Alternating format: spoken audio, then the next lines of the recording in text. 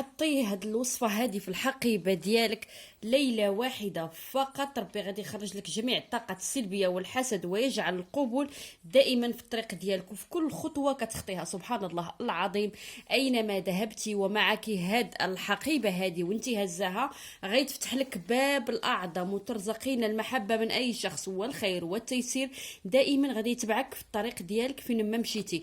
طريقه سهله وبسيطه وما فيهاش مجهود. كل اللي عليك انك تجيبي الحقيبه الخاصه بك وتحطي فيها هذا المكون اللي غادي نعطيك، اللي هو مكون مبارك طاهر بهذه الطريقه، وغادي يفيض عليك الخير والرزق والافراح من كل مكان.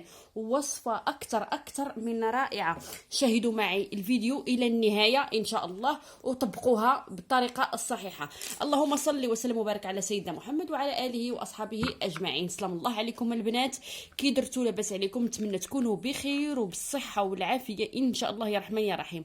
وكالعاده كي يعم الخير ويكتب لكم الاجر، ما تنسوش الضغط الان على زر لايك او زر اعجبني ومشاركه هذا الفيديو مع الاصدقاء ديالكم والحباب ديالكم، وترك لنا تعليق بالصلاه والسلام على خير خلق الله رسول الله صلى الله عليه وسلم في التعاليق، ولكم الأجر والتوفيق بإذن الله تعالى.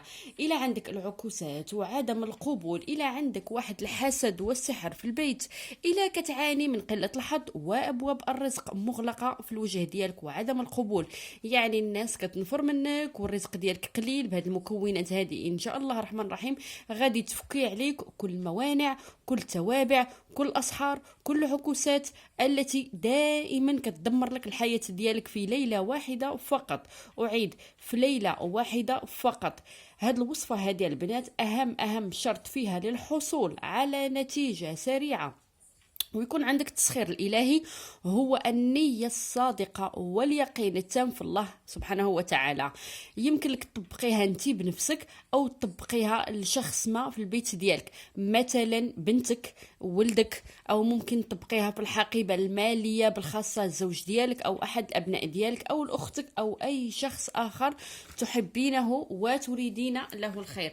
فقط اختاري الحقيبه ديال داك الشخص ودمري النيه الخالصه. لنفترض انك انت اللي غادي تقومي بالوصفه بنفسك وعن النيه ديالك الخالصه، غتاخدي الحقيبه الخاصه ديالك انت، يعني مثلا الحقيبه يعني ماشي حقيبه اختك، لا الحقيبه ديالك الخاصه ولا ديال المكلا ديالك انت الخاصه، الحقيبه اللي كتخرجي بها ولا المحفظه ولا البسطام ديالك، حنا في المغربيه كنقولوها. يعني ما كت يعني ماشي تقولي انا ما عنديش حقيبه جديده، لا، يعني انا كنقول لك الا ما درتيش الحقيبه الكبيره ممكن غير المحفظه الصغيره اللي كنحطوا فيها النقود، غير هذيك الصغيره مهم تكون ديالك. بمجرد ما تهزيها معك وانت خارجه ولا غاده لواحد المكان، سبحان الله غادي تكون عليك بواحد الفتح اللي هو فتح كبير جدا وعظيم ما تخيليش، وغادي تكون عليك بدايه مسرات افراح، وخطواتك غادي تكون كلها مرزقه. اذا على بركه الله هذه الوصفه هذه راهي المكونات ديالها راهي موجودة في كل البيوت، مكوناتها رخيصة جدا وبسيطة جدا، غير يطبقوها بالطريقة الصحيحة. المكون اللي الأساسي وضروري هو الفحم البنات. الفحم يعني هذه قطعة فحم او كما تسمى عندنا بالفخر. يعني اي نوع الفخر؟ هذا اللي كان اللي دابا ولاو كيتباع كنحطوا فيه العود والبخور، او الفخر عادي اللي كنشعلوا به. يعني هذه هي الوقيته دابا ديالو، راه في كل دار تقريبا راه هو موجود. سمعتوني؟ قطعه صغيره اللي غنحتاجوا ديال الفحم، وغادي نشدوها وغادي ندقوها. يعني غندقوها، غناخذوا طريف الفحم صغيور وندقوه، ولا بحال هكا اللي كيتباعوا دابا دوائر ولا مكعبات استعمليها.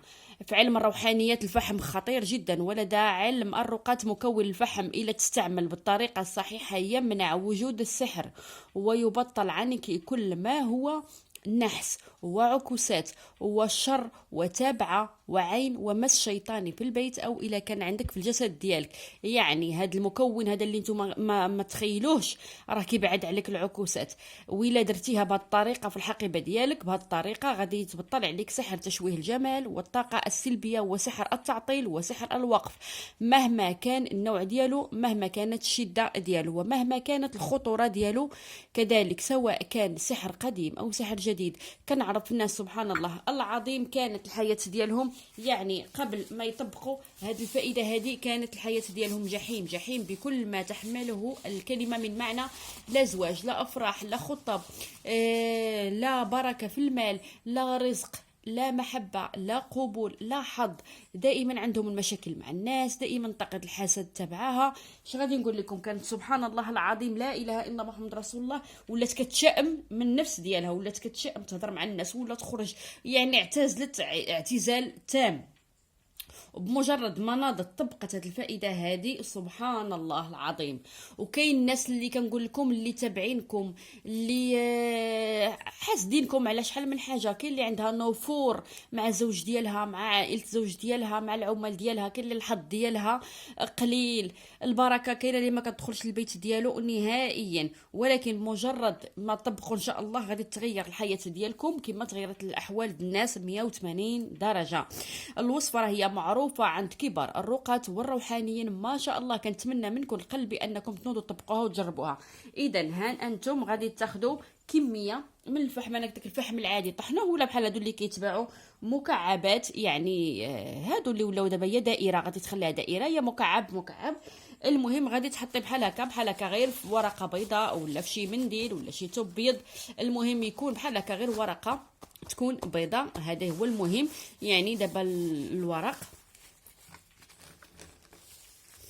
سمعتوني بالنسبه اللي غتطبقها على الزوج ديالها بالمحفظه ديال الزوج ديالك، يعني غادي تاخدي كميه صغيره. بالنسبه اللي عندها المحفظه صغيره غادي انا قلت لكم غادي تطحنوا وغتاخدوا كميه صغيره.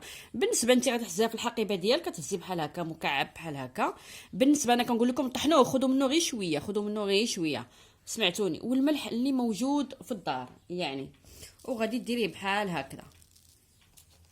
بالنسبه بحال هكا ها هي باينه واضحه البنات.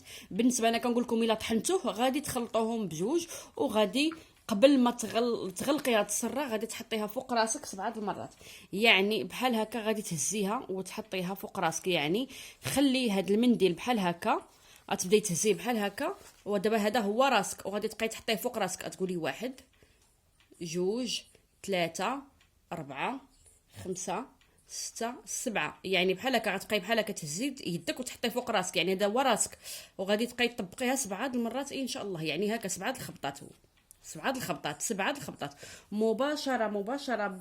غادي تكملي 7 غادي ديري بحال هكا غادي تغلقيها. سمعتيني؟ مباشره غلقيها. ومن بعد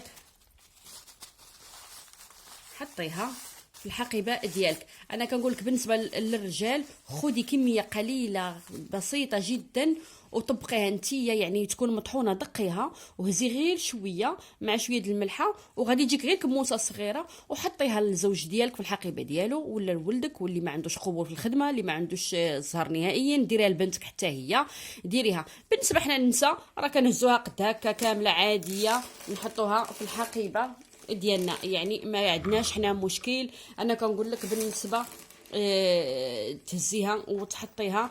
ها انت الا كنتي غادا لعند شي واحد معروضه، الا كنتي خارجه، الا عندك شي بحث عن عمل، ولا مهم دائما تهزيها معاك فين ما كنتي. غادي تجعل فيك واحد القبول اللي هو قبول الملوك، وغادي يفتح لك بها باب الحظ الاعظم. عن جد حياتك غادي تتغير. جربوها وردوا عليا، حياتك تتغير 180 درجه. غتلاحظي ابواب الرزق خلال الايام بدات تفتح لك باب باب، والخير والمال غادي يدخل البيت ديالك، والقبول ما شاء الله بمجرد ما تحطيها وتخرجي. والجمال والنور دائما على الوجه ديالك ما شاء الله. وغادي تفكي جميع العكوسات والاسحار من الحياه ديالك نهائيا. بعد مشاهدتكم للفيديو ما تنسوش تختموا المشاهده ديالكم بالصلاه والسلام في التعليق، واضغطوا على زر لايك.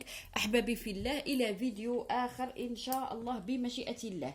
سمعتوني البنات؟ انا كنقول لكم لابد تطبقوها، وانا كنأكدها. بالنسبه اللي غادي ديرها للرجال كنأكدها ما تاخديش بحال هكا مكعب كبير، يعني غير دقيه، خدي منه غير شويه فقط وخلطيه مع الملح. يعني وغادي تخبطيه على راسك، واخا داك الشخص تخبطيه انت على راسك انت 7 المرات مباشره. يعني بحال اللي كتدقيه 7 المرات وغادي تهزيه معاك. انا كنقول لكم ديروها وغتردوا عليا الخبر، وهزيها معاك دائما في الحقيبه ديالك حتى لهنا كان نهايه الفيديو البنات. نتلاقاو ان شاء الله فائده ووصفه اخرى. ما تنسوش الصلاه والسلام في التعاليق، يعطيكم الرضا ولكم الاجر. اي سؤال مرحبا والف مرحبا، واي وصفه بغيتوها كتبوها لي في التعاليق الا لقيت عليها بزاف، هي اللي غادي نحط لكم ان شاء الله. بسلام عليكم.